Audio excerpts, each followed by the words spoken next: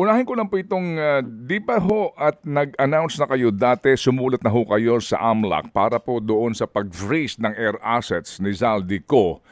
Opo. Ano ho ang nangyari? Bakit nakalipad yung tatlo? At hanggang ngayon daw, sabi ng kaap sa aming interview, wala pa rin pong freeze order kaya? Unang-una po, no, nag-clarify po yung kahapon nung date nung pag-alis papuntang Singapore at Malaysia nung tatlong sasakyan, no, 2 chopper, 1 eroplano. Ang dates po ay August 16, August 20 at September 11. So, dito sa mga dates po na to, kung titignan natin, wala po pong file na kahit anong kaso nung mga panahon na iyon.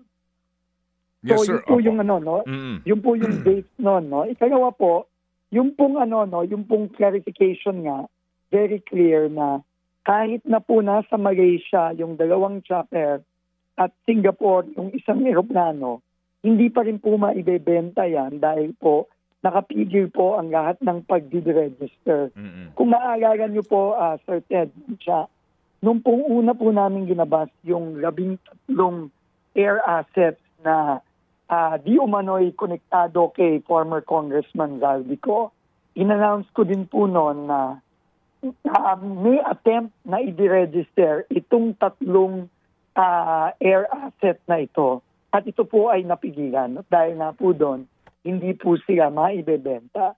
As to the freeze order po, ang makakasagot lang po talaga niyan, Sir Ted, ay ang AMLAC. Opo. No, Opo. kung ano po, no, kung yan po ay na ba o hindi. Opo. Naunawaan po namin, kasi ang AMLAC din po tinatawagan namin pero hindi ho available ang kanilang direktor para po sa panayam. Pero para lang ho mas maintindihan natin ng ating mga kababayan na nagbibigay po ng reaksyon dito. Ito pong freeze order particular sa air assets itong si Zaldico. Alam po namin yung 3 nakalabas bago po ang inyo pong liham po dito po sa AMLAC. Pero hindi ho ba ang inyong binuong komite, kahit papaano, kahapon nandun po yung AMLAC sa inyo pong meeting sa ICI, hindi ba natin maipaliwanag lang what's taking them too long perhaps? Hindi ba sa inyo naipaliwanag? Ano ba ang proseso dito? Bakit po may katagalan kaya?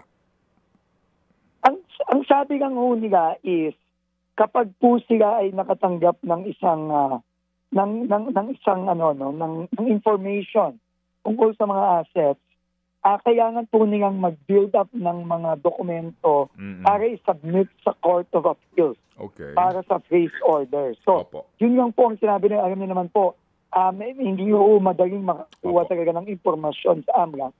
Dahil marami pong mga requisitos at maraming mga maraming mga criteria bago sila makapaglabas ng impormasyon. Kahit po sa amin. Kahit po sa amin na parte na rin ng gobyerno.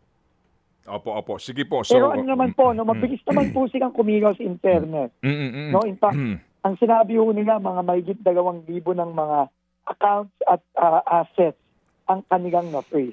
mga kapatid, brothers and sisters, saan ka pa? Dito na tayo sa totoo.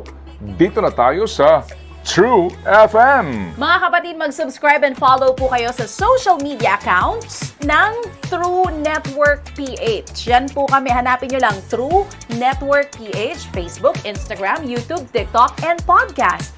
Mapa Apple or Spotify man yan, mahahanap nyo kami. Lahat ng mga napapanood at napapakinggan nyo po sa programa, nasa social media accounts namin yan. So, paano mga kapatid? See you sa social media!